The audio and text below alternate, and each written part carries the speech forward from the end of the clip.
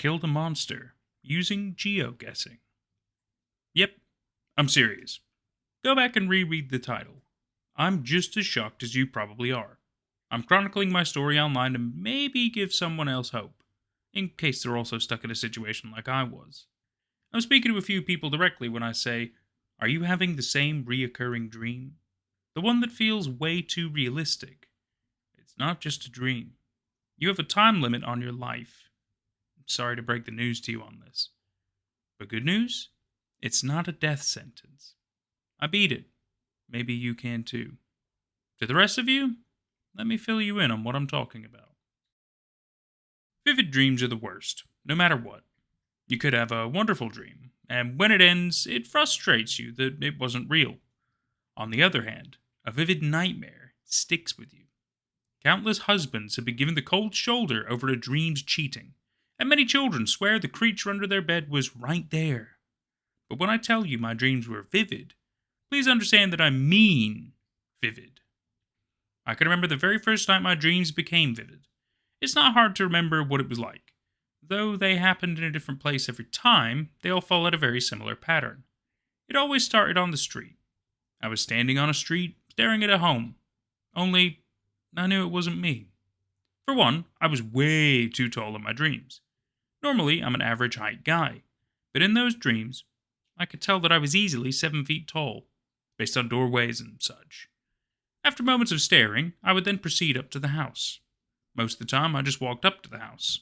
If there was a gate, I'd just hop over it or scale over a fence if I needed to. I never took the front door. Silently, I would creep to just the right window. I always knew which one. They were always unlocked. The room inside was always dark, and there was always one person inside, sleeping soundly. I'd creep towards the bed, and the other indicator that this was not my body made itself apparent. My clawed, pitch-black arm would slither up, out of my control, and towards the person. I wished one of these people would wake up and snap me out of my dream. They never did. I'd extend my claw and lightly tap the person's sternum. Nothing more. What followed was a violent fit from the person in their sleep, as if they were choking or having a heart attack. In the dream, I would stare, motionless, until their ragged, jerky movement ceased. Silence. The dream would fade. I'd awake in a cold sweat. I used to be shook for most of the day, back when it first started. I would have this dream every night. The person I confided to first about these dreams was my closest friend, Ted. For as long as I've known Ted, he's been eccentric, I guess. He works at a local tourist trap as a crocodile handler, in order to, as he put it, get on the good side of the reptilians, to show he's one of the humans worth saving. Typical Florida man. I have a hard time breaking down if he's serious most of the time, but surprisingly, he's a good listener. I was hanging out at his house, watching TV, as I explained to him what my dreams were like, and he nodded slowly, absorbing the picture. So, in your dreams, you're a tall murder creature that stops people's hearts or something? He clarified. I guess... I don't know, man. The worst part about these dreams is how real they feel. Like I'm actually there. Do you smoke? He asked, with his eyebrow raised at me. No, man. My job would can me if I did. So it couldn't be that. Nah, man. I mean, like, maybe you should. You know, mellow out. He smiled at his own sage advice. You're an idiot. He shrugged. You came to me. That's an error in your judgment. That's fair, I guess. I sighed. Just don't sleep, bro. Problem solved. No dreams if you're not asleep. He tapped his skull. Tried. Caffeine, energy shots, splashing water on my face, whatever. Once it reaches midnight, I crash. No matter how tired I am. Like clockwork. Like, at the same time, no matter what? I nodded. That sucks. You're doomed then, I guess. Sorry about it. He gave a cheeky grin. In all seriousness, though, don't they have, like, sleep doctors? Try one of those. You mean sleep therapy? I mulled over his words. I think that's really for people who have trouble sleeping, but I guess it wouldn't hurt. I looked crazy when I set up an appointment for sleep therapy. They ran some sleep tests, and they actually said I get a great night's sleep. The doctor was surprised by my frustration at the results. You want to get less sleep? I remember the confusion in his voice. Yeah, work's very demanding. I need to be able to sleep less so I have more time to work. It was a terrible lie, but the truth was stupider. That's not really healthy. You need to prioritize a healthy sleep schedule. Okay, right. I got that. There are times when I need less sleep, though. So, hypothetically, what could I do on the days that I really need to crunch for work in order to healthily stay up as long as I can? The doctor pinched his brow with his hand and sighed. Keep your mind occupied. Do something that requires you to actively think. No podcasts or TV or anything like that. It should be something that requires focus. With his advice, I remember mulling over it for some time. Video games could be a viable option, but that could become costly, to buy new games constantly, or invest in a better computer. I didn't want to invest in a new physical hobby either, like painting, putting money into something I might not even like. Writing? Forget it. Just writing this is long enough. I don't have the imagination or patience to write a book. That's when I stumbled upon someone online geoguessing. For the uninformed, geoguessing is when someone uses an online map to randomly place themselves somewhere on the globe, where they will then guess where they are. The closer they are to being right, the more points they earn. The goal is to be able to locate pretty quickly and accurately exactly where you are on a map. For me, this was perfect. No startup cost, plenty of strategies to learn, and the world is a pretty big place, so there was plenty of variety to keep my mind focused. So I jumped in. I spent my free time studying how to get better at guessing, and I would spend the late hours of the night honing my skills. The bad news was that I'd still become abnormally tired at 12 and pass out. The good news, however, was that I was keeping my mind preoccupied with geoguessing beforehand, so while the inevitable still came, I wasn't just staring at the clock, waiting for it to happen. It was a little comfort, I guess. I don't remember how long after I started geoguessing that my breakthrough came. I woke up from another horribly vivid nightmare, and in the stupor of the morning, tried to start my day. Somewhere in between having breakfast and brushing my teeth, the thought hit me. I think I know where that house is. I concentrated, trying to scrape together bits of the vivid dream. I recalled a sticker on the pole outside. The architecture was unique enough, and the short dashed road lines were clear. I laughed out loud to myself, shaking my head. Romania? Did I dream of Romania? It seemed so silly to geoguess my dream, considering dreams are usually made up wobbly places in your skull. I tried to dismiss the thought and move about my day, but a tingling feeling in the back of my brain told me I was onto something. By the time my shift at work was over, I instantly hopped on my map app and started searching the streets of Romania. It took about 20 minutes, and when I saw it, I felt my throat dry, and my hands clammed up. I found it. The house I dreamed about. There was no mistaking it. I'd never seen that house before that day, and yet the night before, I dreamed I was a large creature entering that home and killing whoever slept there. It was surreal. It felt impossible. The questions only got worse the more I thought about it. How did I see this? Why was I dreaming this? Was every night a real place? Was every night a real person? Am I watching a real person die every night? I tried to think of logical explanations. I'm dreaming of real places because of all the geoguessing I've done. I probably just forgot I'd seen that house in the countless places I had guessed. That night, I dreamed again. Another house, further into Romania. Again, I was able to find the home. Night after night, I would dream, and night after night, it was a real place.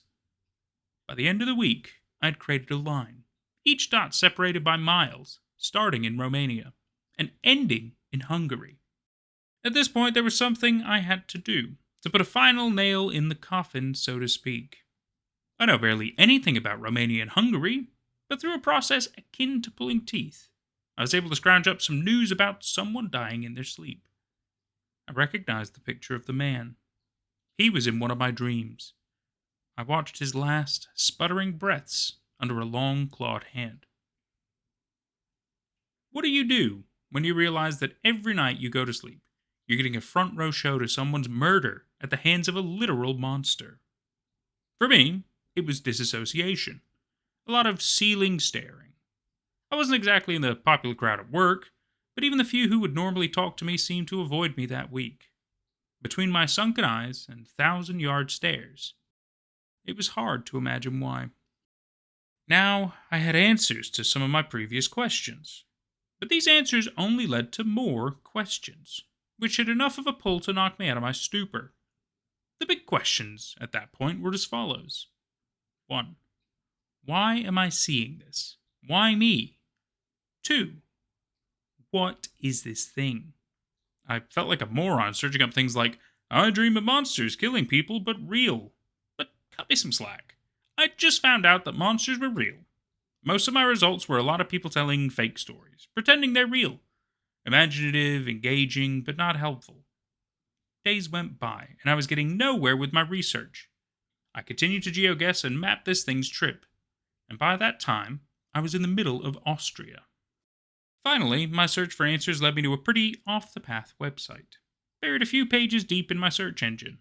It was a forum for people talking about their experiences with sleep paralysis.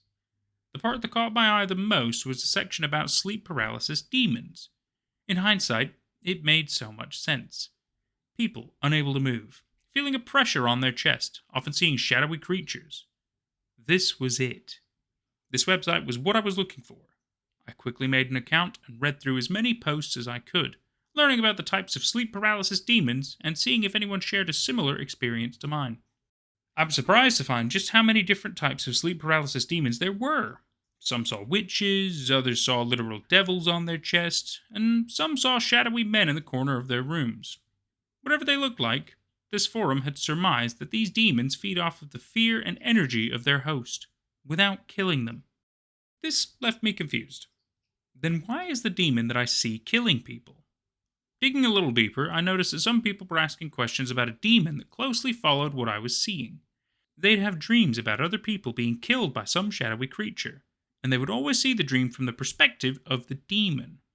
Every single one of these users eventually stopped posting, which led me to the truth I'd been trying to deny. I was on this thing's list. The geoguessing data I've been keeping all but confirmed it. It moved from Austria to Italy, France, Spain, and now Maine. It had all of the East Coast to get through before it came to my neck of the woods in Florida. But at that point, I knew time was ticking for me. I needed to find a way to stop this thing from coming. Maybe pass it along to someone else. Anything to get me off the hook. I was desperate for answers, so I sent a private message to the head moderator for the sleep paralysis demon forum, a user by the name of The Creepy Caster. Hey, Creepy Caster. Listen, I don't mean to bother you, but I think I have a special demon on my hands, and I wanted to see if maybe you'd have any additional knowledge to help me out. So, my demon. I get dreams from this thing's perspective, and multiple times a week. I dream of this thing killing people. I don't know anything about sleep paralysis demons, and I just wanted to see if you maybe had any suggestions, or knew anything to help me out. About an hour or so later, I got his response. Hey, Sleepless in Florida. Yeah, I got a suggestion for you. If you have any loved ones, say goodbye to them. If what you're saying is true, you've been targeted by the touch of death itself. I came up with a name. I don't know how to put this lightly, so I won't. You're cooked. Anyone who's ever asked about the same thing you're asking about stops posting, and it's probably not because they made friends with the demon. No one's ever killed a sleep paralysis demon before, and there's proof that some out there just kill people. Just go look up Sons if you don't believe me. Sorry about your luck. Thanks for being a member of the forum. I reread his message a few times, letting the words sink in. Sure enough, I did look up Sons. Sudden, unexpected nocturnal death syndrome. I laughed bitterly at the thought. Yeah, I solved the unexpected death part. Turns out it's just a demon that likes to torture you before it kills you. Great. A Nobel Prize was in my grasp. The part of his message that stung the worst was the part about loved ones. My parents were long gone. I had no siblings and no love interests in my life. A part of me wondered if that's why I was targeted. I was easy prey. I won't lie, I fell into a state of hopelessness. I continued to track the demon's location as it crawled down the east coast. It was a weird feeling to know that I'm going to die, and at the time, thinking there was nothing I could do about it. The day it all turned around was the day I met up with Ted to say my goodbyes. When I came over, he was out in his backyard, setting up empty cans, gun in hand. Hey, Ted. Thanks for letting me come over. I really appreciate... Wait, is that a Zune? Ted held up the ugly brown and green device. Of course it is. No one tracks outdated tech, and this thing works just fine. I shook my head. All right, whatever. Doesn't matter. I know I've been a little flaky lately, but I was wanting to say goodbye and let you know you can have whatever you want from my house. He paused and raised an eyebrow at me. What? It seems a little out of the blue, don't you think? I simply sighed. My shoulders shuddered. Yeah, well, those dreams I told you about a few weeks ago, found out I'm being hunted by a demon. It's coming for me soon.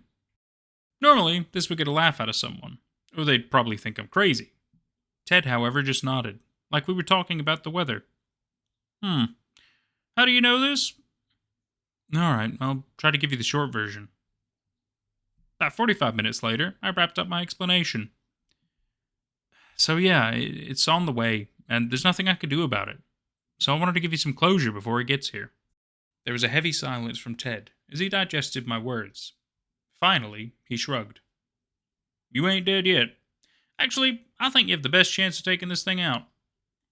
Somehow, despite me being the one approaching him with this crazy information, now I was the one flummoxed. Did you sound out of what I was saying, dude? He shook his head. Nope, heard every word. So, your boy's coming to get you. Because you live alone, but you have an advantage that no one else had. You know it's real, and you know where it is. But every poor guy who died before you didn't know it was too late until they saw themselves in the eye of the demon. But you can prepare. Prepare how? I'll be paralyzed. What, you want me to set up some marbles by the window so at least I can see this thing stumble over before it kills me? Ted laughed. Fun, but no. Answer's pretty simple, bro. He aimed his shotgun at his makeshift target practice and let off a loud shot, bits of can shredding into the air. We shoot it. With a gun. I was frustrated with Ted. Shoot it? Do you hear yourself? Just shoot the demon like it's that easy. The guy online said no one has killed one of these before.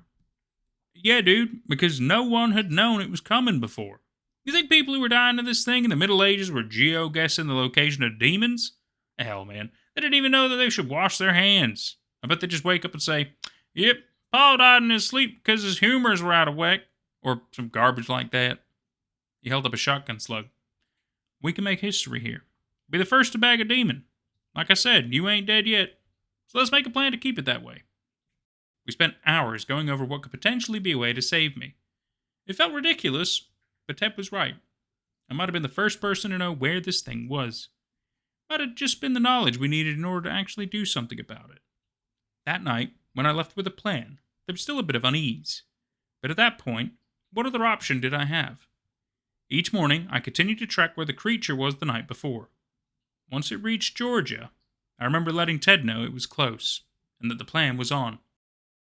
I'll never forget the night I saw my own house in the dream. I was so used to seeing all these different houses, and once inside, the different faces. But here I was, in front of my own home, the cicadas buzzing in the trees on a humid summer night. There was a moment of fear that went through me. What if this doesn't go right? What if this demon is linked to my mind, and knows what we have planned for it? It was useless to think about these what-ifs at the time. The demon was already in motion.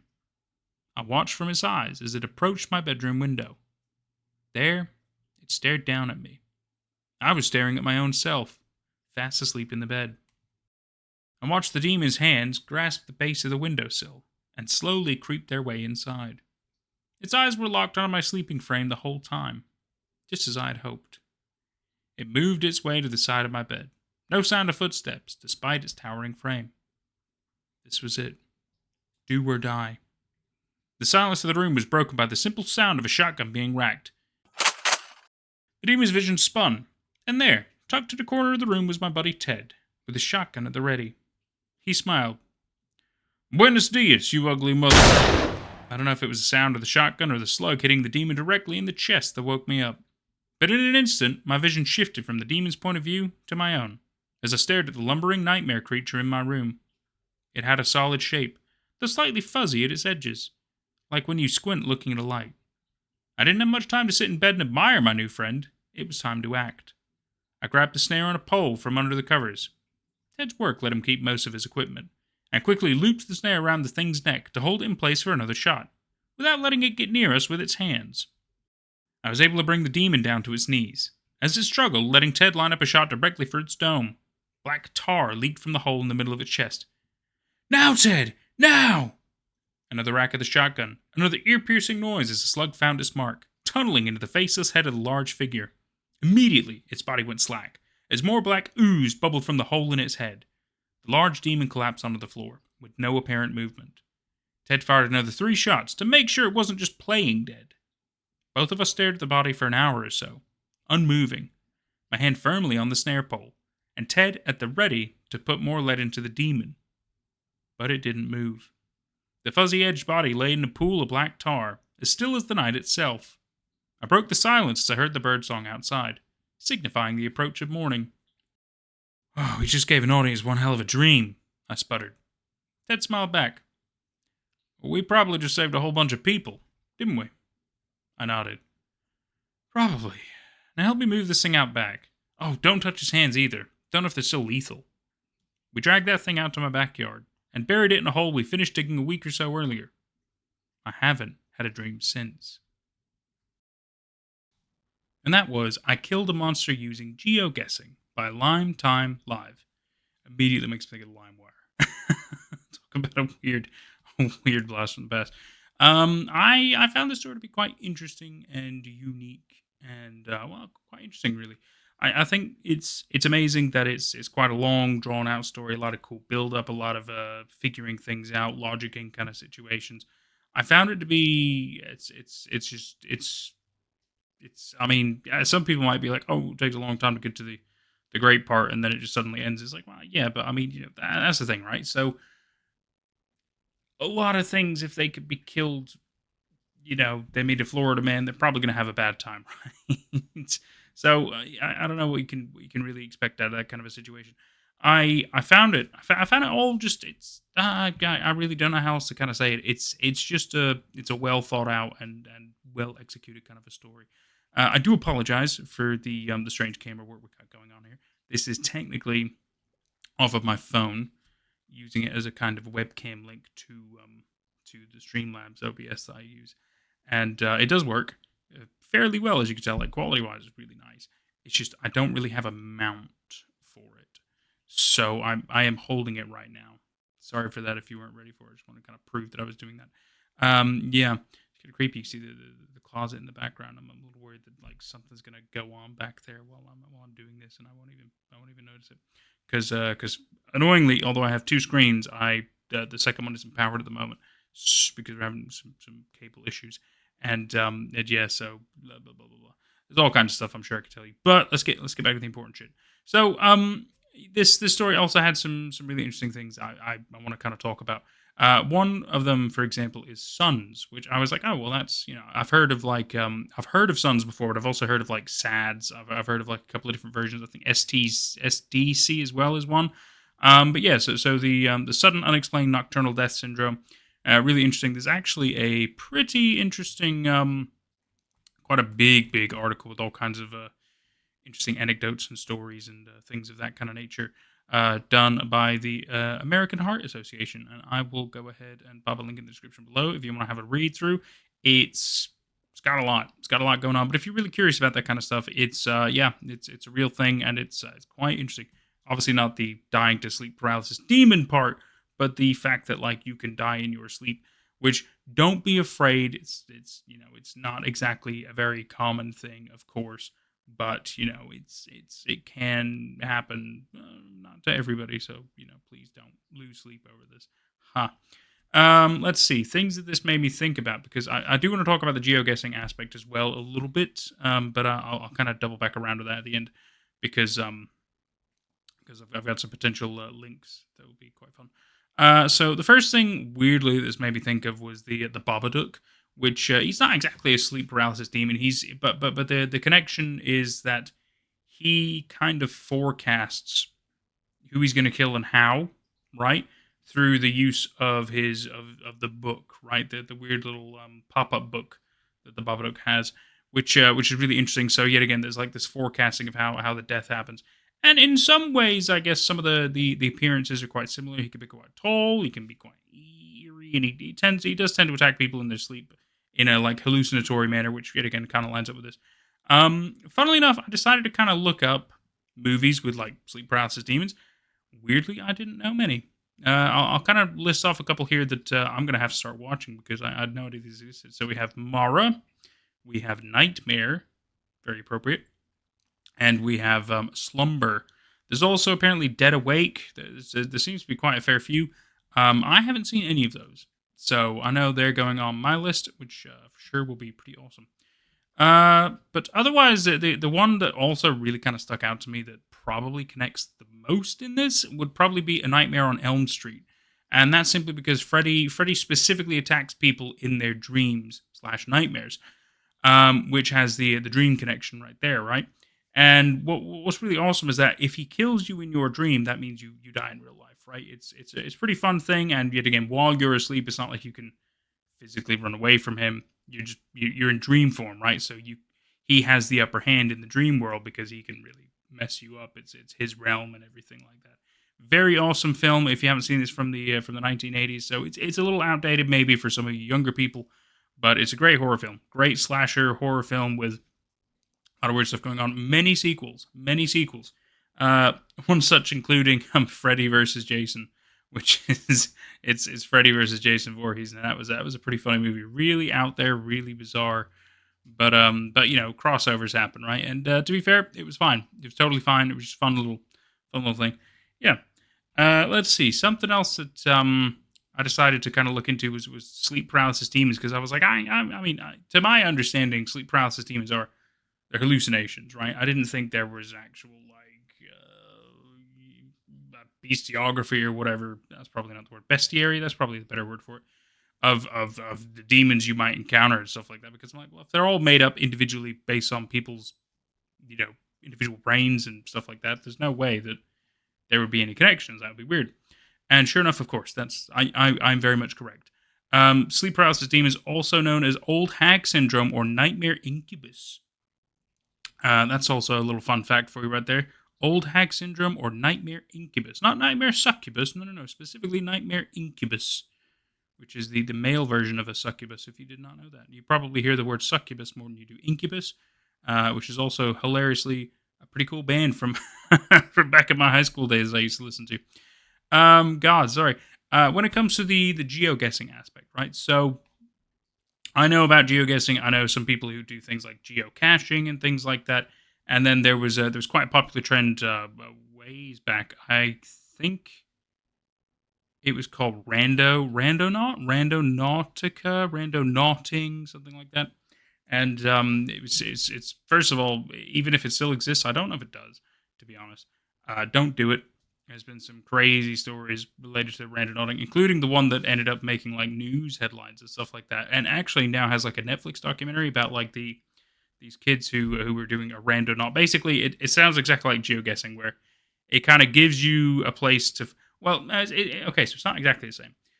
With randonauting, it kind of tells you where to go, like on a GPS map, based on a prompt that you basically give it, right? So you're basically giving this this system, if you will, a prompt. Maybe something you're looking for, right? So some people fuck with it and they're like, "Oh, I'm looking for death," or "Oh, I'm looking for drugs," like really hard stuff. And obviously, I can't imagine that every single time it's successful. But it is weird that in some cases they do find very disturbing things, and they can leave some very great videos. Like I said, the one case in point is the one that made news headlines, and these I think teenagers, I'm assuming a group of teenagers, found this bag, this like luggage case on kind of a rocky beach, and it had like quite a smell to it, and they decided to poke and prod it. But the randonaut brought them to this location because they were looking for death or something like that. And it turns out it was full of like human body parts.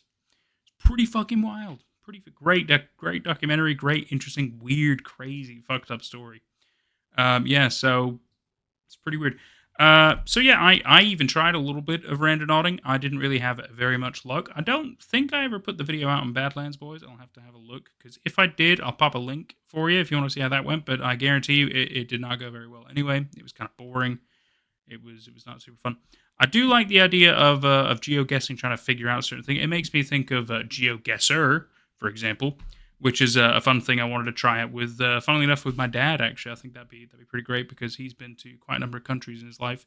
And I want to see if I can test his knowledge and see if I could potentially beat him. I think that'd be fun for a Nate at Day video. Nate at Die. That's I don't even think YouTube would be okay with that. For a Nate at Day video, I think that would be fun. Just kind of test our knowledge and see who comes out on top. I get the feeling there are others that might also be up for it. That'd be really fun. We'll see what we can do. If you like the sound of that, let me know in the comments down below, and I'll try to push that up the priority list, because I'm trying to get a decent schedule going. But I'm also potentially going to be moving to work full time, perhaps in the winter. So there might be some changes coming. I'm still kind of in some planning phases, if I'm completely honest with you. I still want to launch merch and things like that, but I've got some stuff sorted out. Anyway, thank you so much for watching. I've been Nate at Night, and I've had a great time, and I sure hope you have too. And we will see you for, whatever's next. Bye for now. Shout out to these cool peeps. Seriously, we wouldn't have got this far without them. You're all amazing. I love you all so much. Honestly, it's tremendous work you do. Supporting the channel, keeping us afloat. Amazing. Absolutely amazing. You too could become a cool peep for just $1 a month. What that's going to get you is 2 weeks early access to future videos. It's also going to get you exclusive members-only content. And there might be extra goodies coming along the way. What can I say? I'm just charitable like that. Or you can become super cool. Now that's $5 a month, but what you're going to get out of that is all the perks from the previous tier, plus also 10% discount on future merchandise, and also access to my private Discord server with a fantastic little community that we have, where I plan on hosting monthly movie nights and also weekly casual hangouts. You can also show your support by tipping through either Super Chats, Super Thanks, both on YouTube, or through my Streamlabs.com URL, which will be in the description of future videos below. Cheers for now, guys.